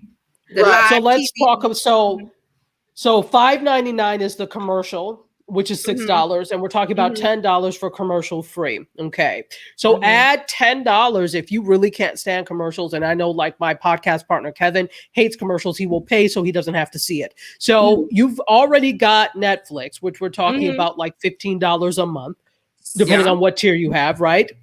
You maybe you have this HBO Max, which is another $15 a month. You're up to $30. If I want this without commercials, we're talking about $10. This is another $40. We haven't added fees, excise fees, or any of these things or taxes yet. So you are slowly approaching the $100 realm, and you just have like 3 or 4 services. So there's an uphill battle, and they're 100% correct. But Netflix has proven the test of time. They've been around the longest. They've been able to retain people. They also do amazing things like you could put your account on hold. It's like, okay, I don't feel like paying for it. There's nothing there. You could put it on hold. Unlike with some of the others, you actually have to cancel and then re-sign up again. So there are a lot of benefits to that, but I just thought that this was interesting that, the uphill battle is not just for Paramount Plus, it's for all other streamers, and it's because of Netflix. And can I say real quick that Netflix from the gate, Netflix from the gate was their customer service. They were customer service oriented. That was their focus. Like, okay, we're providing. Remember, they mailed the DVDs out. I remember that. All of that is keeping the customer happy. So and when Dr. Tachi was saying about they let you pause, that's to keep the customer happy, because a customer in the hand, is worth more than It's worth 2. 10,000 in the bush. Yeah. I got one in the hand, and I let you pause, and I give you what you want, and you go to the mobile app, and now we got the little cute little video. That's what they do. They want to retain customers because they know about that churn. So the others, they haven't learned the lesson. Mark has a comment. He says Paramount Plus greatest hope is the same as CBS All Access. It's the Star Trek universe. People aren't going to be subscribing to watch old episodes of Blue Bloods. There's a ton. No. I was like, I didn't know there were this many Star Trek universe, Star Trek. It was like, wow, you're Star Trek heaven over there. But they don't have the new Star Treks in there. Oh, they don't have the new one. The new ones with the new guys. Discovery, Picard. Picard? Yeah, Discovery and Picard is there. I'm talking about the new movies. The new movie. Okay. The 4 new movies that came out, or 3 or 4 new movies. They got all the other ones. They got all the stars. I mean, what is it? Deep Space Nine and any other thing you want. Star Trek is in there. Well, I'm telling you, if you want to get caught up on Star Wars universe, that's the place to go. Yeah, it's there. You will be there, and you will be 26. Because see, they did 26 episodes in a season, not now like they do 13 or 10. Correct. 26. But they've got every flavor. I mean, they've got the old Star Trek. They've got the one with Picard. They got the one with the lady. I forgot her name. Jane. So the one with the guy, Jane the boy. Fenway. They got them all. Yep. All of them are there, and because I was watching them, I'm still in the middle of Deep Space Nine. I was trying to figure out if I liked it. So, Is that the one with Whoopi? No, Whoopi. New in Next Generation with Picard. Yeah, Next Generation. That's the one I used to watch. I haven't watched since, so I'm like, now if I want to watch some more Star Trek universe and I want to get caught up on the new stuff, it's all there. Right. And Paramount is, and it was just easy. I while we were sitting here, I went to the app, and I went to the CBS app, and then I went to the App Store, and it said update, and it updated it for me. I didn't have to go back in. I'm like, oh my God, now I got to remember my password. I didn't have to do that. I'm going to say one thing about that I like. I'm a news junkie, so all the CBS stuff, news that I miss is there. Right. That's what I loved. I'm like, ooh, I get to watch, the CBS Saturday morning, because I'm like, I missed it. So now I can go back and watch it when I want. I love that. That made me I like CBS Sunday morning. That I really like. Sunday morning is great. I love it. Too. So, they might have some things, and it kind of reminds me of Peacock, who has a bunch of stuff in there too. Yes, it's like. And then I know CBS News has an app, but they chop it up into clips, and I don't like to watch news in a clip. I like to watch the whole show. I want to watch the whole show. I don't want to watch clip after clip. So I was like, I didn't like that. I watched the CBS News app, but it was clip. I'm like, I want the whole thing. So the Paramount Plus, they have the whole thing. Like you just Sunday morning, boom, you just hit the play button and the whole thing just plays. So I love that. Absolutely. So actually, let me finish up with this, that they also found in this study or this poll that Netflix customers were less likely than other streaming subscribers to pay for anything else. Oh, if I'm not a testament to that. So, that presumably has something to do with the fact that everybody already has Netflix. So, for example, the average number of streaming subscriptions that Netflix customers have was like 0.74. So basically just Netflix, other than Netflix. And so you may have one other, but Showtime was the highest, meaning Showtime subscribers also had other things. Now, this is also kind of not fair because Netflix has a very large library of things, as does Disney Plus, etc. So you're kind of comparing, in a sense, apples to oranges. So if you're Showtime, you probably are subscribing to other streamers because there's not a whole lot else on Showtime. So I'm curious as to why they made that dichotomy the way they did, but I thought it was very interesting. Let's see, Netflix real quick. Netflix has variety. Like, don't they have some Bollywood, Nollywood stuff They there? They have They have the is it Hong Kong the Asian dramas. This whole kind of they've got anime. Yeah. They've got a large international side. They've even got like Nollywood films from Nigeria. So there's a large international focus there, which the other streamers have not. They are very US centric, and so they have not. That's another thing that's keeping Netflix in the front of people's minds: the fact that they've expanded content that is cultural. You know, it's not just about US television and US movies. Right. There you go. Love it. I think I don't know. Are we getting into Disney? In terms of, sorry, go ahead. What were you going to say about Disney? Oh, they just went up $1. Oh, they did? Oh, I'm not surprised. Well, I was like, because I think everybody was in the up their feed mode. This last between January and now, everybody had moved their feed up. Right. But see, it's like Dr. Taji said in that story, Recode story, that people are going to drop those other things because they're raising them $1 here, $1 there. I'm not going to pay $1. I'm going to keep my Netflix and be happy.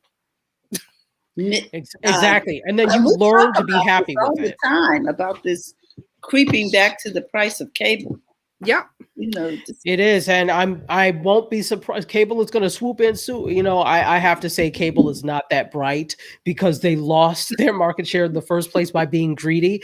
But so they're still thinking with an old model of thinking. They are still thinking old school cable, and to draw you back, they're still thinking with old school cable mentality. So these streamers, you have a little bit of time to get yourselves together to band against cable and do something. So, you know, I'm not a proponent of cable because I think they're exorbitant for no reason. Right. So we'll see what happens. So go ahead. I was trying to find Agents of S.H.I.E.L.D. I wanted to see it because that is a Disney holding, but it's not over there. Yeah. It's only on Netflix. Oh, well, there you go. So that has a lot to do with something contractually, probably. Yeah.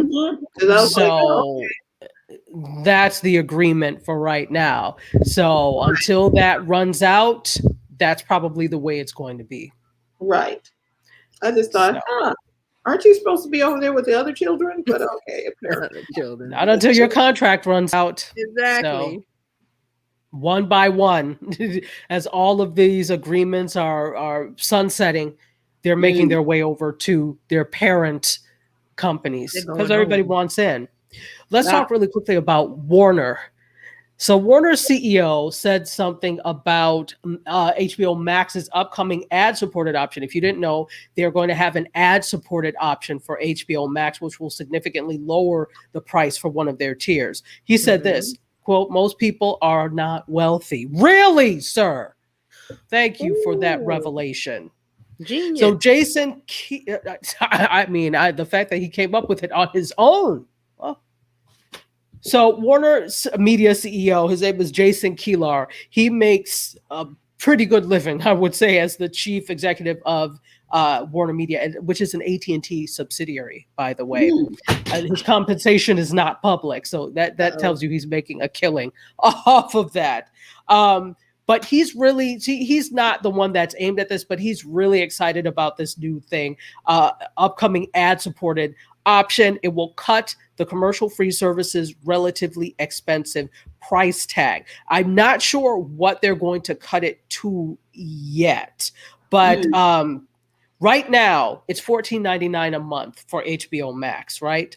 Netflix is about $13.99 a month. Disney Plus is a bargain, but it mostly has kid stuff for right now at $6.99 per month, and none of them have ads. So we're not quite sure exactly what they're going to price themselves at, but it's probably going to be, they're trying to be more competitive, if not cheaper, than some of these other things. So HBO and HBO Max combined have 41.5 41.5 million subscribers. That was at the end of last year. And that's 2 years. Getting to that point is 2 years ahead of where Warner wanted to be. So they're early in that. So I think they're feeling pretty good about themselves. They're saying, let's see who we get. They're there, but to keep and get other people, you're going to have to lower your price point. And I think they realize there is a lot of competition in the streaming space. Streaming wars, they call it that for a reason. One way to do that is to offer things like a lower price. Okay, so that was interesting to me, the fact that they realize and recognize not everyone is wealthy, not everyone can pay for all these things, but the thing is, the masses are the ones that are supporting your streamer. It's not that the wealthy is 1%, it's the masses. So if the masses can't afford it, you won't be able to afford anything else. So it's to your advantage to make sure the masses can afford it. So, you know, he's excited about it, but there's a monetary reason for that as well. Without us, you don't exist. Okay. And you're kind of late to the streaming game too. You're late. So. Right.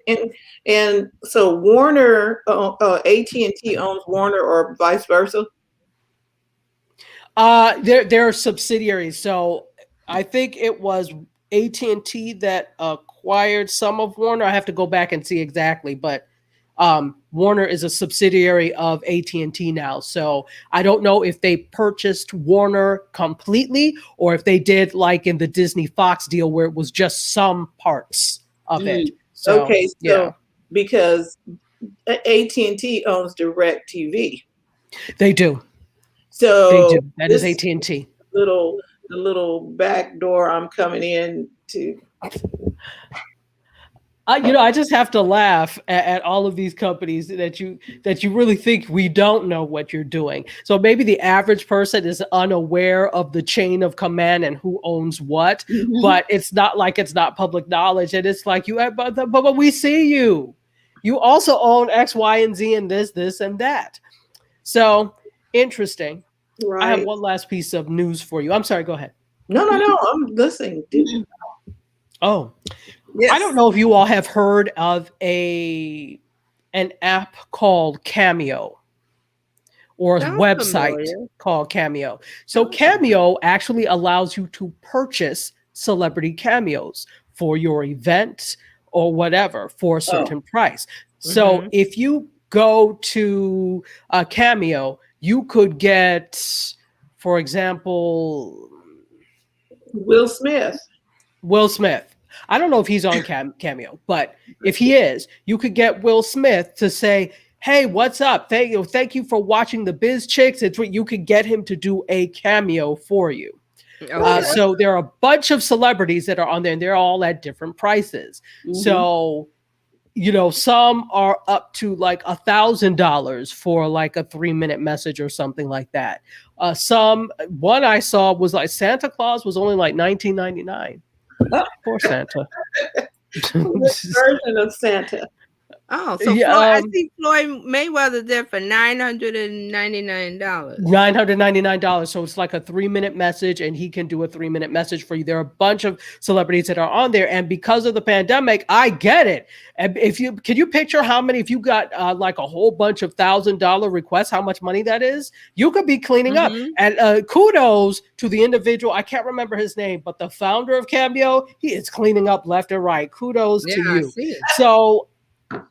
Now, Cameo has introduced an option to buy celebrity shout outs via gift cards. They now have Cameo gift cards. So instead of just ordering a personalized shout out on a gift recipient's behalf, they're launching a new gift card option so that the recipient can purchase their own. So you can buy the gift card, and they could use that gift card to buy whatever shout out or whatever they want. Wow. So yeah, that's kind of cool, because then you could kind of use that and like, oh, my organization has an event. I have some credit on this gift card, so we can get XYZ person to do a shout out to our organization or me or whatever. Yeah. So I thought look, I ever since I found out about this site, I have been obsessed with it. First of all, again, kudos to the company and the company founder, because you found a niche that nobody else was really thinking about, because people have always done like celebrity shout outs and things, but in person, and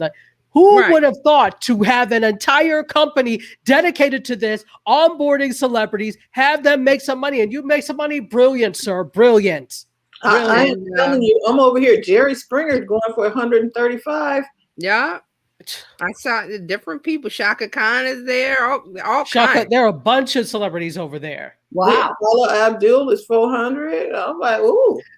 But see, there are also YouTubers over there. So think about the younger generation. Yeah. There may not be like about the Kevin Harts, but they Right. are trying to be about like a Ryan from Ryan's Toys, or they are trying to be about a Jackie Aina, the celebrity, vlogger for makeup. So there are YouTubers over there too. So it's everybody. If you are like an influencer, you can actually apply. Because I looked, I said, what if I said, I don't know what I've been doing, but this needs to be me. Who the hell knows who I am? But I don't care. I said, let me look and see what the process is. So they ask for your social media, and I did not see anything on the application about a requirement for the amount of followers or whatever you have, because that probably 86 is me completely. But I think this is an interesting concept. I am intrigued by the concept. And now they have released the idea for you to be able to gift people cards so they could get their own celebrity shout out. That's even better. Wouldn't it be nice to gift to somebody for their birthday? Absolutely. Hey, girl. Absolutely. You know what I wonder though? I do wonder if celebrities that are on here, because the YouTubers are like, whatever money, just give it to me. But I wonder if the actual actors and such feel that it's watering down the brand to do these types of things. Well, and I wonder if they have control over what type of cameos they do, you know? Of course, it's not going to be anything. Here's my thought that, the actors specifically, and maybe musicians who aren't touring, or actors who aren't working. This is a way for them to have income. Yep. Pandemic. Like Don Johnson from Miami Vice. Okay, what's he been doing lately? You know, a couple of $100 coming in for. Exactly. Well, he is on a new show. He's on Kenan. He's on a new show on NBC. Okay, but we reviewed and it's terrible. I think is it? I saw it. I didn't even look at it. We reviewed that and a couple of other things. We're like, come on now. I saw a few minutes and that was enough. But he still looks so good. But Don Johnson is still he's so such hot. a good comedic actor. I was like, this is not the right vehicle for him. Really. It's the wrong writers. I blame the writers with these tired, stale, stupid jokes. It was just, I couldn't watch it. And I'm like, it's not good. You didn't miss anything. Okay. Because they do have TikTok categories. So we got people who are TikTok celebrities are over there. You've got social media influencers that are over there. Mm-hmm. Go ahead, Mark. Sorry. Mark's comment about the charity. Is it? Go ahead and put it up. Oh, okay. Then he said sometimes the bigger celebs will do it for a week where all of the funds go to a specific charity. Yes. And he said, I'll give you a video shout out for $2.99 and a bag of corn chips. Well, we might have to negotiate about the corn chips. Why corn chips? Maybe Pringles or Lay's or Doritos. Whatever your favorite. He likes corn chips. Not corn chips. That's in his rider. So corn chips. Anyway. Yeah, that was really interesting because now, what if like here in this space, people come on and do so we can have I see the hook. I see the hook as, and especially with the gift card, that somebody's a big fan of so-and-so, like Will Smith or whoever, and they can go on here and say, man, I can get a birthday shout out, I can get a whatever, and that's going to make their day because they're such a huge fan of that person. Exactly. Absolutely. Absolutely. Will yeah. I on my birthday. Okay. Absolutely. But here's the interesting thing. There is a watermark, which you could crop out if you're willing to do that. There is a cameo watermark over the video. All the video is vertical. And you know, I'm a video person, so I'm like, you could not have done it landscape with better lighting. Why is your head at the bottom of the screen? Okay, so clearly not a be more moment, and they're not asking me for training in that, but they need to. But you know, it's all vertical video. You get the cameo watermark, but like I said, you can crop it out. Right. So that is worth investigating if you for your business or whatever. Yeah, Santa and I think so. Yeah, it's a good idea. It really is. I mean, ladies, are the Disney princesses over there? That is a great idea. They should have the Disney princesses over there. Oh, princess! Don't tell nobody.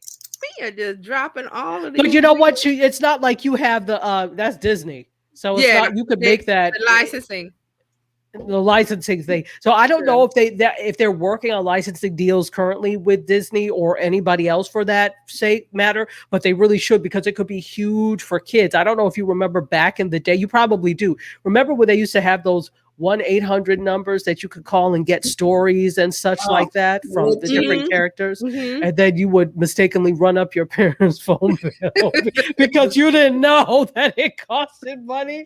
Hey, $9.99 a minute. Well, they got the voice people for it. They have voice actors and stuff, so you can get the Disney princess. They are in here, princess. They are in here. $75, depending on. See, an actor. I mean, they're just an actor. You're hiring an actor to come in. And this is, and it has Princess Christina, whoever. These are the two Disney princess in person. Yeah, and you stream them to your TV in the middle of the birthday party. Hi, and the kids will be like, "Oh, screaming and got a call from Elsa." Oh, girl, please. Wow, there's so much that you could do with this. It's and the I could even see moving, and you just say she's frozen. What? Exactly. I could even see beyond celebrities with this. I could see big time CEOs like Tim Cook or whatever getting on there to do some cameos for, you know, that type of thing. So it could go well beyond the celebrity realm. To open up a conference, to open a conference, so you're not really paying for an entire keynote. You're paying like for maybe a 5-minute cameo thing, and it's a video, and you were gonna, absolutely. For Tony Robbins to come in and say, "Hey, y'all." Yes, or Les Brown to come in and absolutely. Eric Thomas, the hip hop preacher, people like that, or me. Yes. Yeah. All the way from Mediascope. Yes, indeed. Yeah, you don't know me yet, but you know, yes. They're okay. Just saying. This was really insightful. So now if you want to get somebody to endorse whatever event you got going on, you don't have to have them come speak. Hey, you guys need to come and make sure you sign up for the XYZ conference. It's going to be outstanding. And it's a celebrity inviting you. Yes.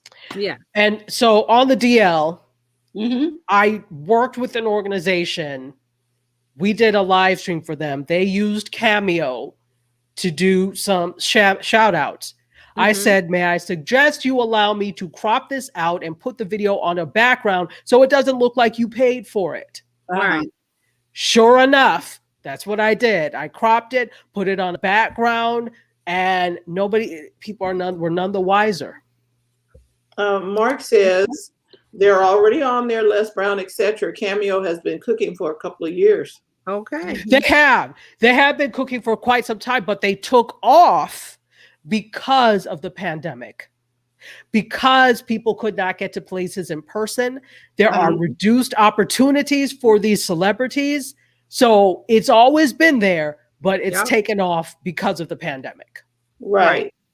And they can't go, but they can have a video set up. But you know, I don't understand why CBS and not CBS, NBC, when they were doing Jimmy Fallon and the rest of them, can y'all fix their lighting or something? production studio. They can't fix their programming, let alone the lighting. I'm just saying. Really interesting. I was like, It is, and that's what I have for you. We're gonna end on a cameo note. thank you. This was very insightful. Yeah. We learned how to get into Twitter Spaces. I know. We've been all over the place. Woo! This was a very practical episode, I think. Right. Yeah. Yes, and we have Mark Ward and Jerry Scott and different people over there. This was really good. So winner. Thank you so much, ladies. Mhm. We really You're do welcome. appreciate you. We really do Back appreciate on Monday with coffee, tea, thoughts, and conversations, and maybe we'll pull a cameo and see who's going to Oh my open gosh. up the show on Monday. I think we might have Dr. Tachi from Mediascope coming. See, I love how you kind of slid that in there. I heard that she's doing cameos. We got to get her on. Wow. We got to get her on. And why not? You know, Yeah. put it out there. You know. Mark is waiting for my phone to ring back there. Oh. Yeah. Okay. This was really good. Thank you all for tuning in. TJ, thank you for inviting us to your space. You're welcome. I wanted to try it, and I said, okay, let's try it. That was fun. Thank you. Got to play in the sandbox today. Again, as we always do. All right, everybody. Always a pleasure. We will see you back here Monday. For coffee, tea, thoughts, and conversations. In the meantime, we just want to remind you to go to the front of your own line. We'll see you then. Bye-bye. Bye-bye.